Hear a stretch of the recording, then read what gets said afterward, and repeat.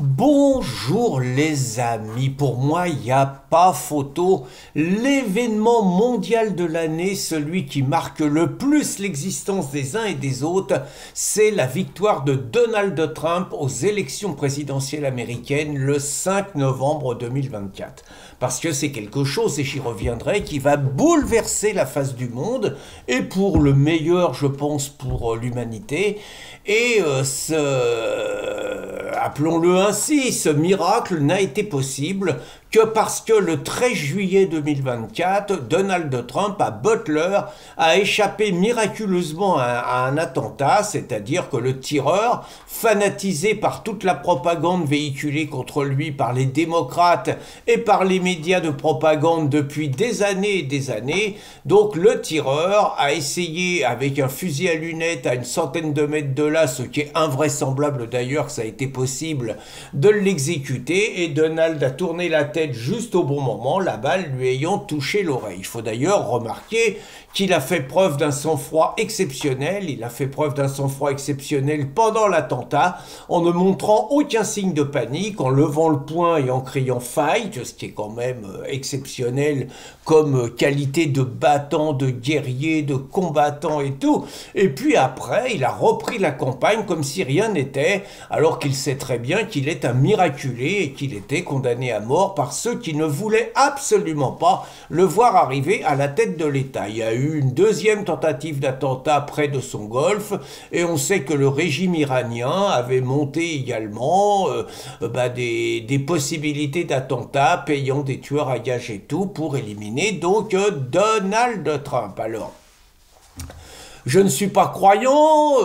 j'ai une relation apaisée avec le catholicisme, mais je sais que Donald Trump,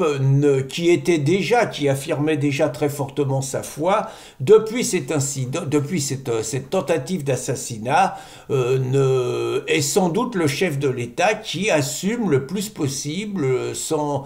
la moindre réserve, sa foi chrétienne, ses croyances et tout, et qui explique que c'est Dieu qui a voulu qu'il soit encore en vie. Alors c'est un miracle parce que c'est maintenant, dans 3 semaines, Donald Trump va être le 45e président des États-Unis. Il aurait déjà dû y être il y a 4 ans, où donc il a été volé comme au coin d'un bois, et on peut lui faire confiance pour relancer les enquêtes qui ont été complètement étouffées sur ce plus gros coup d'État électoral de l'humanité. Donc Donald Trump va changer la face du monde, il va changer la face des États-Unis d'abord, hein, ça va être la fin du wokisme, il va faire un nettoyage énorme dans l'État profond américain. Ça, c'est très clair. Il va mettre fin à l'invasion migratoire alors que les démocrates prévoyaient de régulariser des millions et des millions de clandestins. Et il va réaffirmer quelque part une volonté de paix des États-Unis et de paix militaire, mais que par contre, Donald Trump n'est pas l'ami des Français, il n'est pas l'ami des Européens, il n'est pas l'ami des Russes.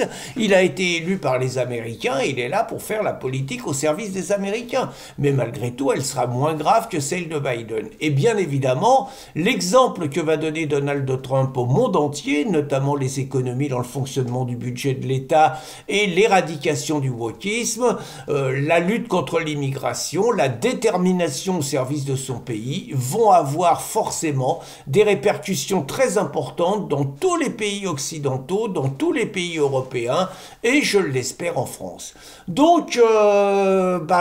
bonne réussite à Donald Trump, on attend tous le 20 janvier avec impatience, et puis encore merci à ceux, le Seigneur ou d'autres, je sais pas, qui ont permis que Donald soit encore en vie, car je préfère ne pas imaginer ce que serait le monde et l'humanité aujourd'hui si Donald Trump avait été assassiné le 13 juillet 2024. Bonne journée les amis!